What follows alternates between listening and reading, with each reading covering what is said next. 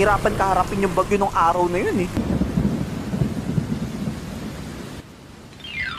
Saan ka na umalis nak pag medyo humina na yung ulan? Mukhang ganun na nga po ma.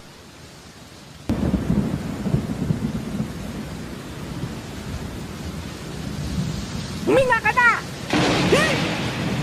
Oo na, papasok na! So ang ginawa ko para di mabasa ang plate ko pag sumuong na ako sa bagyo ay binalot ko na lang bawat pages ng plastic cover. Thankfully ay may tindahan kami ng school supplies noon kaya madali ako nakadiskarte ng pambalot. Libre pa. Bayaran mo yan na. Pag alis ko, ay, sa letrang B.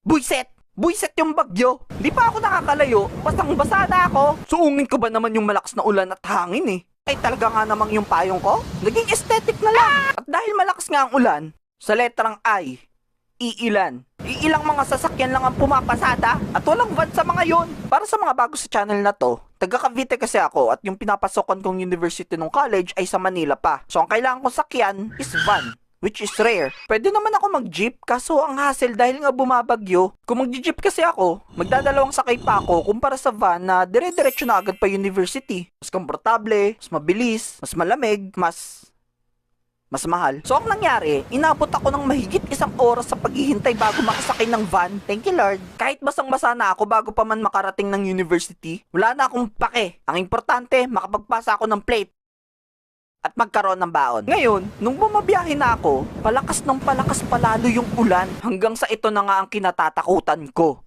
Sa letrang N, nandyan na. Nandyan na yung baha. Oo, ang taas na ng baha sa mga kalsada to the point na nag-cause na siya ng matinding traffic palabas ng Cavite. Wow! Eding stress level ko, umabot na hanggang langit. Manong! Anong oras na Manong? Malilate na ako Manong! Manong! Manong! Manong! Manong! Crispin! Basilio! Ingay, yung kabang nararamdaman ko nun, Diyos ko, di maipaliwanag. Di ko alam ano aalalahanin ko. Kung yung thought ba na di ako makakapagpasa on time ng plate o aabutan kami ng baha sa loob ng van. Mame! During that time, tingin na rin ako ng tingin sa phone ko kung sinuspend na ba yung klase. But unfortunately, wala pa ring announcement. Bakit? Bakit di nyo pa suspendin yung klase? Ano hinihintay nyo? Pasko? Hindi, New Year. Pero alam nyo, pasalamat na lang talaga ako sa driver ng van na sinasakyan ko nun kasi di na niya hinintay bumaba yung baha. Naganap na siya agad ng ibang ruta para makaalis sa kinalalagyan namin. Di ako familiar sa dinaanan ng van nun pero basta. Meron siya inikutang ibang kalsada na maraming dinosaurs at di ganong kataasan ang baha. Galing ni Mano. Lifesaver. Hanga talaga ako sa mga driver na naghahanap ng solusyon sa mga ganong klaseng sitwasyon. Thank you, Manong. Pakis. At pagkatapos nga ng napakahabang paglalakbay, ay nakarating na rin ako sa impyerno.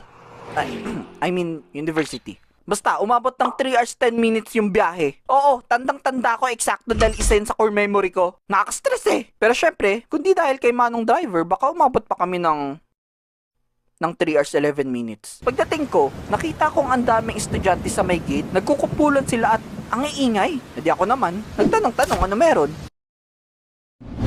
Ano meron? End of the world na! Katapusan na natin! Tulong! Tulong! Lulubog na ang Titanic!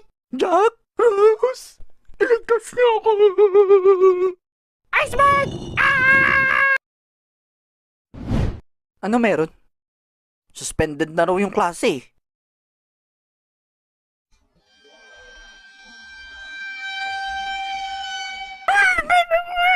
Wow, diba? Matapos na mga paghihirap na pinagdaanan ko bago makapasok, saka lang kinansela yung klase. Lumiyang buhay naman to, oo. Mga 10 minutes ata bago ako makababa